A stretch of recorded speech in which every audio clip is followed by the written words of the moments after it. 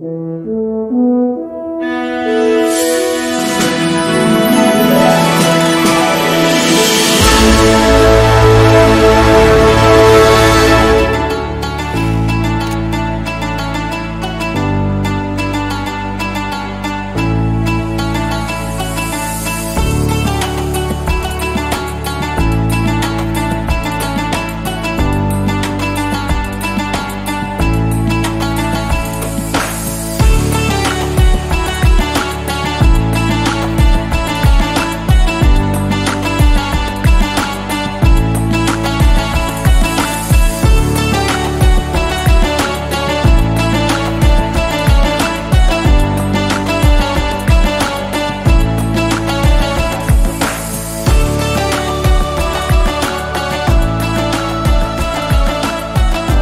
Mas Zaki, boleh langsung ya Mas.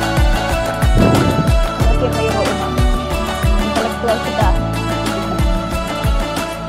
Assalamualaikum warahmatullahi wabarakatuh. Waalaikumsalam. Terima kasih Mbak Sarah. Suara saya terdengar ya? Jelas. Oke, jelas. Alhamdulillah. Em, em, Pak Sekum, Profesor Dr. Abdul Mukti yang saya hormati, Pak Dubes, Gus Dubes kita, Mas Zuhairi Misrawi yang saya hormati, dan juga Mas Philip, dan juga penulis buku terutama ya, Mas Pram. Selamat atas penerbitan buku ini, juga selamat ulang tahun. Atau di sini ada juga yang menyebut Barakallahu fi umrik. Jadi kalau Muhammadiyah harus pakai bahasa Arab, kalau di NU mungkin Happy Birthday. Tapi ini suatu koinsidensi ya, atau kebersamaan antara launching buku, kayaknya sengaja ini lewat Bro David Krishna Alka dan juga teman-teman Muhammadiyah yang saya hormati, agar supaya pemikiran para intelektual muda terutama di dalam jaringan Muhammadiyah dan juga Nahdlatul Ulama terus berpencar. Saya sejak dulu juga sudah berkolaborasi dengan JIBS, terutama lewat Mas David Krishna Alka. Saya kira proyek untuk mengabadikan pemikiran dan juga aksi dari dua tubuh besar organisasi Islam di Indonesia, dalam hal ini Muhammadiyah dan Nahdlatul Ulama, harus terus diwujudkan. Nah, JIB ini memiliki peran yang sangat aktif, bukan hanya di dalam dunia penerbitan, tapi juga diseminasi intelektual, terus juga jaringan yang bersifat nyata, ya, dan juga menyambungkan antara NU dan Muhammadiyah. Nah, saya mungkin sedikit, karena tadi Gusmis sudah, Pak Dubes kita sudah menjelaskan beberapa hal ya, terutama tentang relevansi antara demokrasi dan Islam Indonesia dan juga di Timur Tengah. Saya juga akan sedikit menyinggung hal itu di beberapa poin yang akan saya sampaikan. Tapi yang pertama yang ingin saya sampaikan adalah ketika kita membahas masa reformasi dari tahun, katakanlah kalau kita lacak dari awal IJMI berdiri, di dalam buku Mas Pram juga dijelaskan panjang lebar ya, bagaimana tarik ulur antara agama dan negara, antara masyarakat dan negara, lebih spesifiknya antara Nahdlatul Ulama dan juga Muhammadiyah dengan kekuasaan Orde Baru pada masa itu bersifat, bukan hanya bersifat akomodatif, di mana IJMI menghimpun banyak intelektual dan juga cendekiawan ya dari dua organisasi besar ini, tapi juga ada aspek tarik ulur seperti yang dialami ataupun yang dipraktikkan oleh Gus Dur. Nah, itu juga jadi satu jembatan tersendiri bagaimana kemudian aspek demokratisasi, setidaknya dalam konteks pemikiran Islam dan juga dalam konteks penguatan civil society atau masyarakat sipil, atau dalam bahasa lainnya juga kita tidak boleh lupa mungkin masyarakat madani, terutama yang dicetuskan oleh Nurholis Majid, Cak Nur ya, itu juga mengalami proses kristalisasi yang sangat kuat di tahun 90-an. Nah, saya kira civil society, masyarakat sipil, masyarakat madani ini mengalami sebuah proses pematangan yang sangat dalam di era tahun 90-an dan kemudian menjadi kekuatan yang sangat besar bagi Muhammadiyah. Nah, kalau kita melihat misalnya pengalaman negara besar di Eropa atau Amerika misalnya. Kalau kita mau melacak pada sebuah perjuangan ataupun apa istilahnya perwujudan dari sebuah masyarakat yang kuat, yang demokratis, kita tidak boleh lupa dari proses apa yang dinamakan sebagai sebuah penanaman katakanlah sivilisasi ya. Yang dalam hal ini kita tidak hanya berhak ataupun bahkan mungkin wajib seperti yang kawan-kawan senior saya melakukannya misalnya pada penelaahan pada Konstitusi Dasar Pancasila, Undang-Undang Dasar 45 kita, tetapi juga saya kira demokratisasi tahun 90-an, terutama gerakan reformasi tahun 98, itu harus kita pikirkan kembali. Karena dua dekade yang kita alami saat ini, saya kira kita banyak, mungkin para generasi yang lebih muda ya, banyak lupa apa yang menjadi pemikiran dan juga aksi nyata yang sudah ditelurkan, yang sudah dilahirkan, dan juga dikembangkan oleh banyak intelektual, banyak tokoh publik, banyak aktivis, baik itu lelaki maupun perempuan, yang juga mengisi di dalam konsolidasi dan juga proses kristalisasi dari demokratisasi itu sendiri. Nah, jadi saya pikir kalau kita melihat misalnya pada era reformasi itu harus dianggap sebagai sebuah modal dan juga sebagai sebuah era kita untuk kembali kepada asas dasar dari keinginan besar masyarakat Indonesia saat itu, di mana keinginan untuk menjadi masyarakat yang adil, demokratis, dan sejahtera itu sudah ada. Gitu. Jadi tahun 98 baik sesudahnya maupun era tahun-tahun yang sulit tahun 99, 2000, 2001 hingga kemudian transisi kepada era Megawati Soekarno Putri.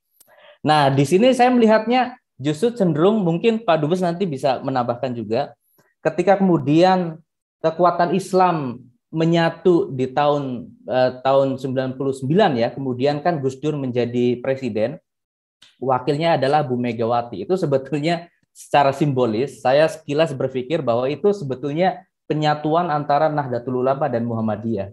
Tentu tidak secara eksplisit ya, bahwa Megawati itu merupakan kader Muhammadiyah, tapi melalui Soekarno misalnya, Soekarno adalah juga aktivis kader Muhammadiyah dan juga melalui dari Ibu Fatmawati itu sendiri.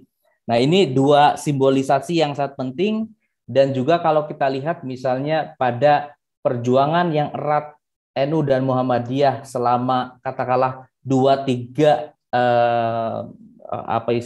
dekade belakangan, kita melihat proses yang dinamakan sebagai, yang diistilahkan oleh Bob Hefner sebagai sivil Islam atau Islam sivil itu memang benar-benar menjadi pedoman, menjadi pegangan, dan juga menjadi pijakan yang dilakukan oleh dua ormas besar ini, NU dan Muhammadiyah, ya, menyimbolkan satu misalnya simbol dari bumi, Nahdlatul Ulama. Nah, Muhammadiyah sebagai matahari. Nah, ini tidak bisa, peran ini tidak bisa tergantikan satu sama lain, tetapi saling melengkapi. Nah, jadi saya pikir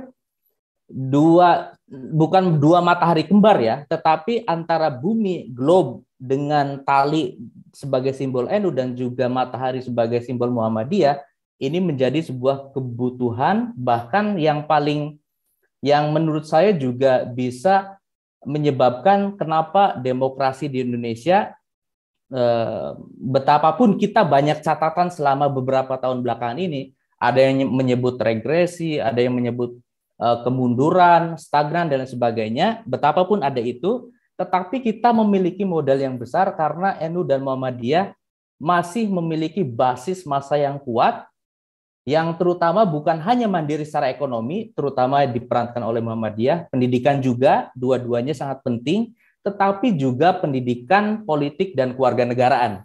Nah, ini yang membedakan kenapa misalnya ormas NU dan Muhammadiyah berbeda dengan ormas ataupun misalnya sosial enklave dari masyarakat muslim lainnya di Indonesia, karena dua ormas ini sangat aktif untuk menyuarakan apa itu pendidikan politik, apa itu pendidikan kewargaan, demokrasi, hak asasi manusia, dan lain sebagainya. Nah, ini yang sangat penting. Itu selama beberapa dekade ini berhasil menjadi sebuah bahwa nilai-nilai ini menjadi inheren di dalam masyarakat Muslim. Tadi betul dinyatakan bahwa Islam tidak bisa dipandang dari sisi misalnya doktrin teologis dan sebagainya, tapi juga dari aspek sosiologis, antropologis dan sebagainya. Dan kita berhasil dalam pengertian dua ormas ini menjadi model yang tepat. Makanya saya di kesempatan yang lain pernah menyampaikan begini, bahwa kalau dulu kita misalnya ada semacam keinginan untuk menyatukan antara Islam dan demokrasi, Islam dan hak asasi manusia, atau the compatibility between Islam and democracy, atau kompatibilitas antara Islam dan demokrasi, Islam dan human right itu kompatibel, kita mungkin saatnya sekarang harus mulai berpikir dan juga mulai menginternalisasi lagi bahwa nilai-nilai yang ada di dalam demokrasi itu sendiri, hak asasi manusia dan sebagainya, merupakan bagian erat dari tradisi Islam. Kalau kita lacak dari pemikiran Islam klasik dan sebagainya, itu ada.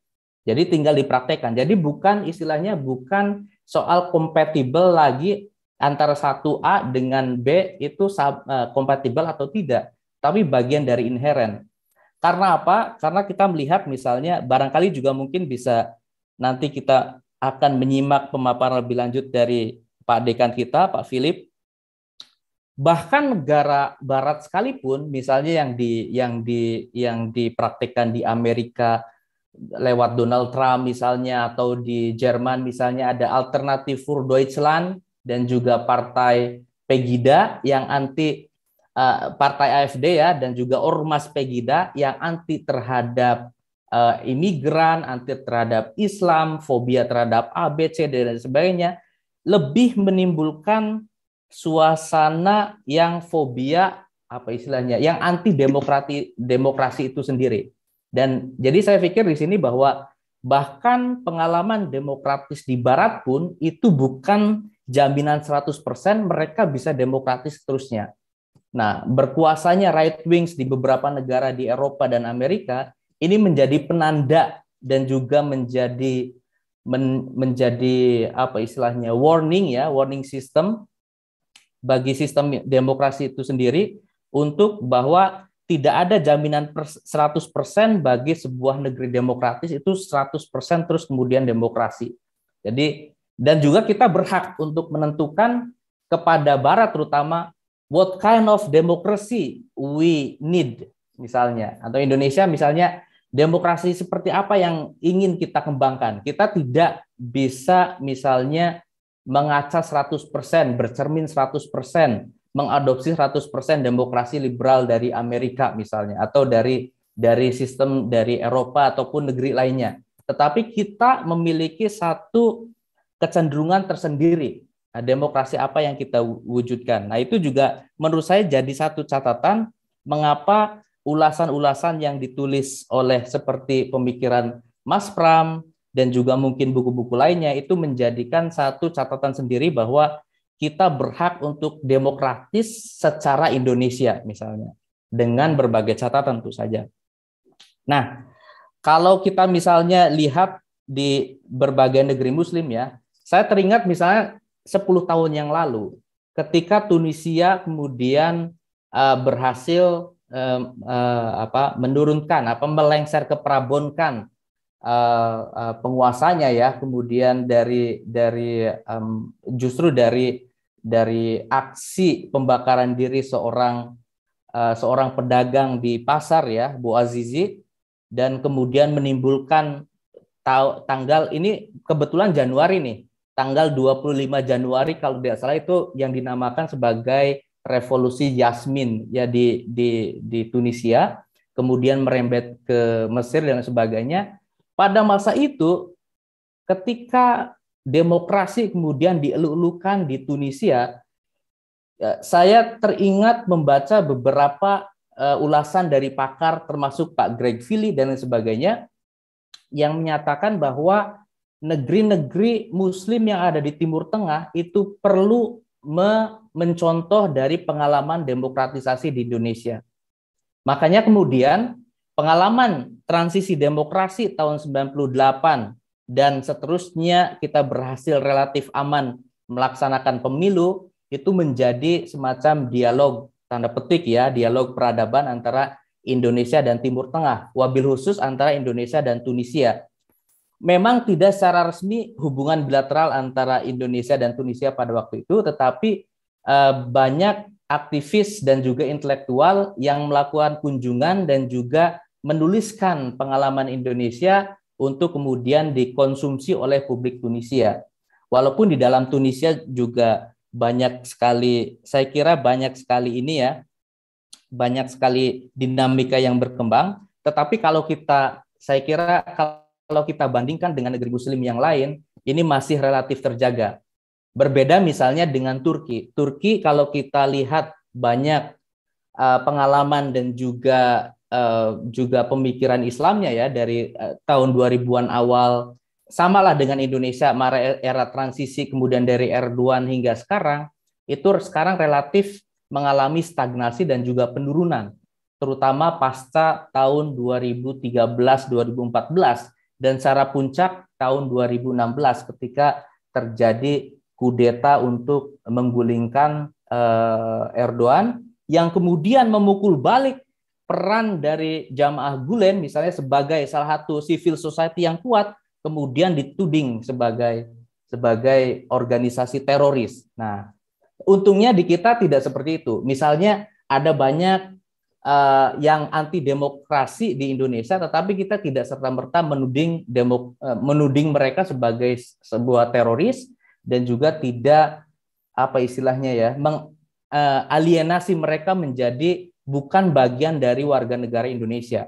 Karena banyak sekali korban akibat politik kekuasaan yang ada di Turki, kemudian bukan hanya mengorbankan demokrasi itu sendiri, tetapi juga banyak korban, banyak juga aset sumber daya manusia, bahkan yang tadinya sumber daya manusia strategis kemudian dipenjara, eksil, banyak hal yang terjadi, termasuk jurnalis juga. Nah, ini satu catatan penting.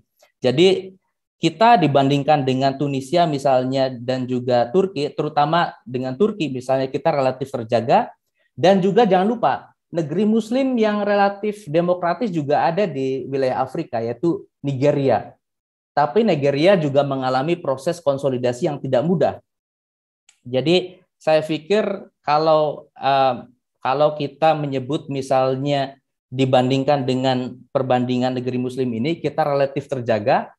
Dan kalau dibandingkan misalnya dalam penglihatan demokrasi, mungkin ya sebut saja sebagai indeks demokrasi di negara barat dan juga negeri muslim atau global, kenapa ada proses penurunan demokrasi? Kalau di Indonesia kondisinya seperti ini, kita tidak boleh lupa bahwa dalam konteks global ada penurunan yang sama juga dalam konteks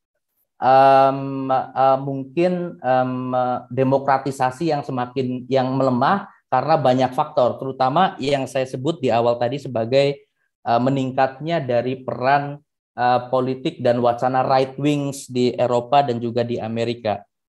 Nah, terus kemudian saya kira ini poin yang terakhir, kalau kita misalnya ingin melihat masyarakat sipil dan juga Mas Pram menulis banyak tentang sivilitas, kita tidak boleh lupa juga bahwa banyak sekali juga apa yang dinamakan sebagai uncivil Islam di dalam konteks kemasyarakatan kita dan juga kebangsaan kita. Uncivil Islam ini maksudnya mungkin secara kasar adalah bahwa Islam dipraktikkan tidak secara demokratis tetapi juga tidak mengindahkan apa yang disebut oleh Pak Sekum tadi sebagai keadaban. Nah, keadaban ini satu kunci. Nah, betapa misalnya dalam konteks uncivil Islam ini, terutama Islam yang kemudian dipraktekkan secara kasar, secara kekerasan ya dan lain sebagainya, kemudian menjadi menurut saya menjadi satu ganjalan tersendiri bagi proses bagaimana proses demokratisasi dari bawah ini kemudian bisa mulus terlaksana. Jadi saya pikir itu yang prestasi yang paling utama dari NU dan Muhammadiyah itu bagaimana proses demokratisasinya itu dari bawah, bukan top down. Jadi kalau top down, saya kira itu bukan sebuah hal yang paling kita banggakan, tetapi karena dari bawah, aspirasinya dari bawah itu menjadi satu prestasi tersendiri bagi NU dan Muhammadiyah. Jadi itu yang bisa saya sampaikan, Mbak Sarah, dan juga terima kasih banyak sekali lagi, selamat Mas Pram, dan juga selamat ulang tahun. Ada kejahatan yang bersifat hukum diatur dalam hukum pidana, misalnya kriminal dan sebagainya, itu juga menjadi satu pandangan bahwa prosesnya sudah berjalan dengan lancar. Walaupun tentu banyak catatan ya, misalnya kenapa kasus A bukan kasus C misalnya, kenapa kasus Z bukan kasus ini, kenapa kasus misalnya video yang bersifat pribadi tetapi bukan dari sisi menelisik misalnya mengganggu ketertiban umum, ya kan, public order dan lain sebagainya. Itu yang perlu catatannya paling di situ. Nah, saya kira bahwa di sini kalau kita ada misalnya tokoh Islam yang dipenjara, kita juga perlu melihat secara lebih luas, bukan hanya tokoh Islam saja.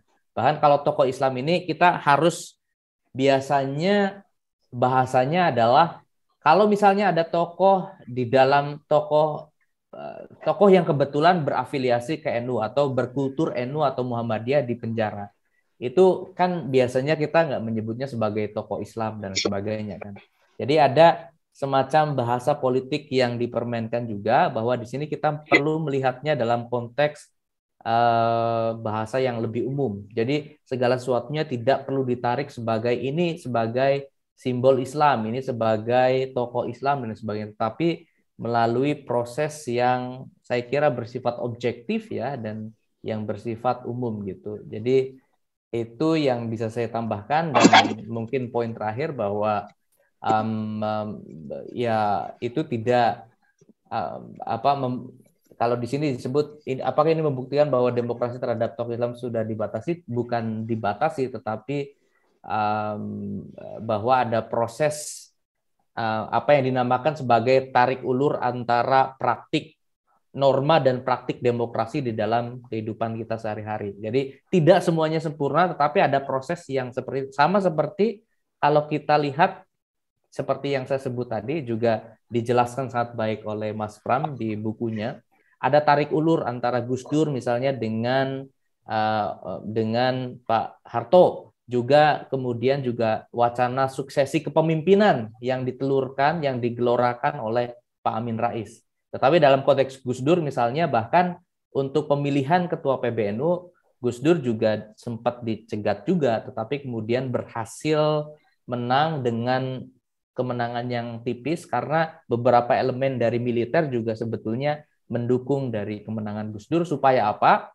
Supaya positifnya adalah bahwa akomodasi negara, terutama lewat pemerintah Orde Baru saat itu ya, terhadap agama dalam hal ini Islam, itu ada. Jadi tidak stagnan, dan juga tidak, kalau misalnya Gus Dur tidak terpilih dan kemudian bahkan dipenjara, mungkin resistensi dari civil society saat itu, hipotesisnya seperti itu, resistensinya akan semakin meningkat. Jadi itu dalam timbangan politik, dan juga saya kira ya kalkulasi politiknya harus kita melihat kalkulasi politiknya seperti itu, bukan melihat bahwa ini membatasi Islam, ini membatasi ulama, ini membatasi tokoh Islam dan sebagainya.